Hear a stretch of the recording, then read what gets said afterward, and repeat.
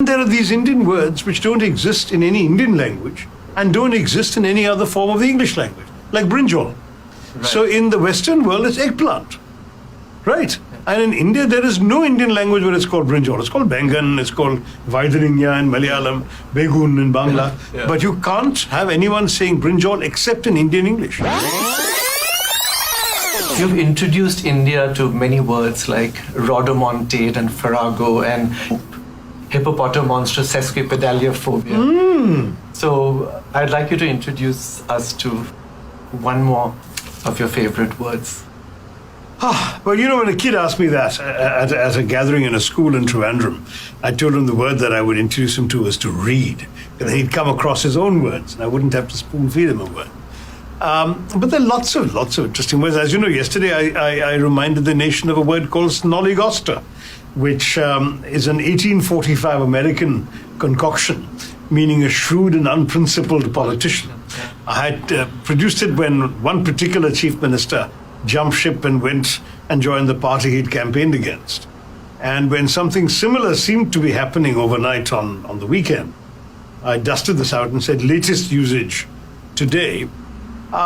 So that's one word which I think at least a lot of people now seem to be familiar with in India.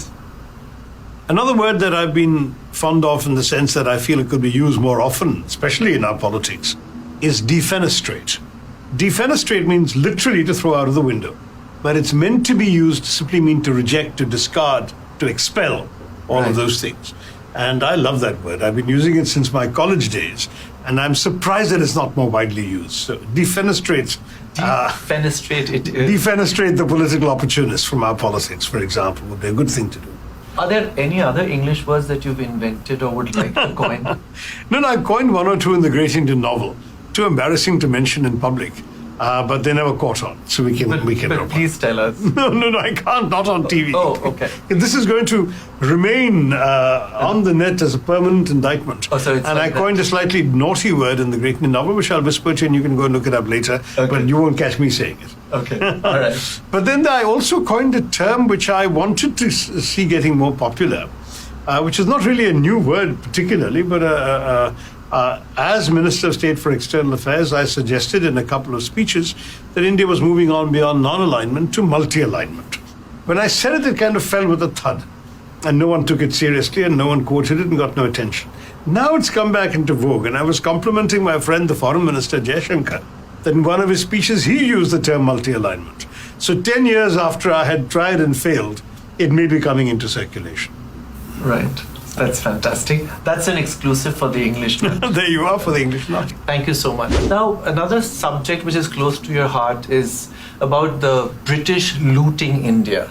And loot is one of the words that you have written and spoken about in the past. Could you talk to us about some of the other words that the British have looted from India? Oh God, there are so many. I mean, there must be, without exaggeration, close to 1,000 words in the complete the big fat Oxford English Dictionary that have come from Indian languages. But some I wouldn't really count as English words because they're very obviously unchanged Indian words that they put in. Some, however, though very much current in English usage, and many English people don't realize have come from India, to the Indian ear are very obviously Indian, like jungle, bungalow, things that guru, yoga. I mean, many people, oddly enough, in the Western world don't realize that these words have come from Indian languages. But then there are the really surprising ones, words that don't actually look or sound Indian the way the British pronounce them, which are actually derived from, and then of course mispronounced, Indian words. So one that I particularly was struck by when I discovered it about 10, 15 years ago was shampoo. Because shampoo came from the British saying champo, when they got their servants to wash their hair. So press and knead and rub your hair is champo. Everything was an imperative. And then I'm going for a champo became I'm going for a shampoo. And that's how shampoo came into being. I believe a Bengali by the name of Sheikh Din Muhammad took it. And he actually set up an entire series of salons or spas where he offered the shampoo, exactly. Right. That Sheikh Din Muhammad from Bihar, actually, but Bihar was part of the Bengal presidency. That's you what like to take credit for everything. You should. The other one was cash, which comes from Tamil. I mean, I had no idea that cash came from. I mean, I could guess that mulligatawny soup was actually mulligatawny, which simply means hot pepper water. And that's in Tamil. But that cash had come from a Tamil word was a discovery to me. So things like that, I think there are quite a few. Even Wikipedia has over 100 from various Indian languages. And if you go into a more serious sort of philollinguistic study, I'm sure you'll get several hundred. Right. Catamaran is another one. That's again from Tamil katta maram. In fact, katta is literally to cut, and maram is wood. Right. So that's what a catamaran is from. Yes. And then, of course, if you want to look at kamarband, a very elegant English gentleman wearing something around his waist, it's actually kamarband, you see.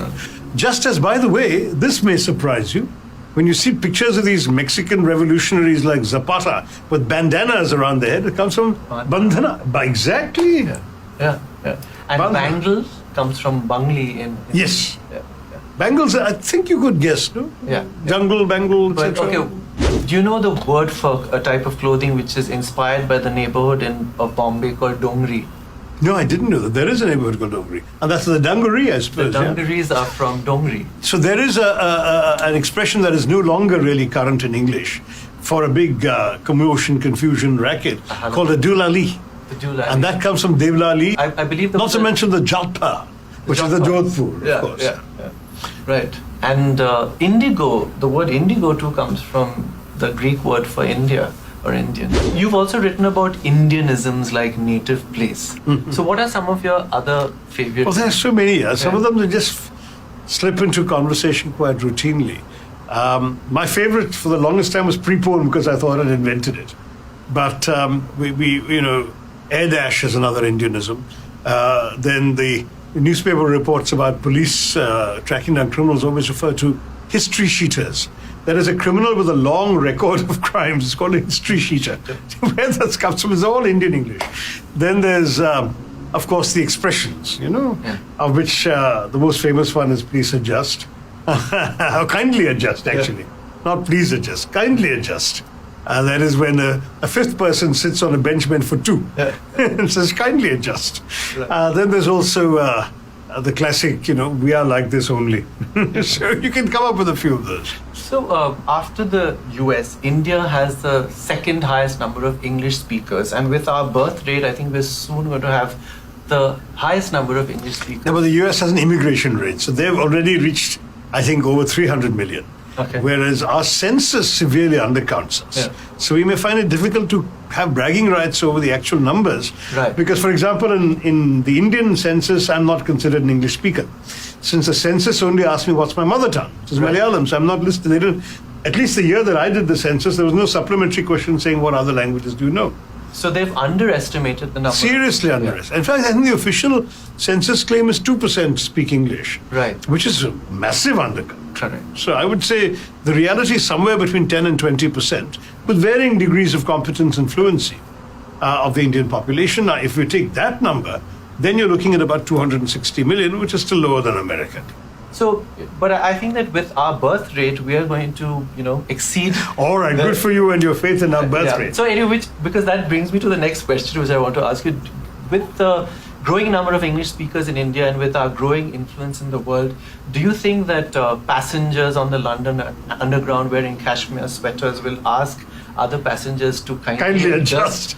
Will New Yorkers ask their meetings to be preponed? And will tanned Torontonians describe their complexion as wheatish? Wheatish, that's a good one. Do you think that these words will find their way into the rest of the world? No, actually no. I'll tell you what, one of the strengths as well of English is the fact that there are so many regional variants. That, there's a very distinctive Australian English, which even New Zealanders can tell apart from a New Zealander's English, though we probably can't. And there are real distinctions between the English spoken around London and the English spoken around Yorkshire, let alone Scotland or Ireland.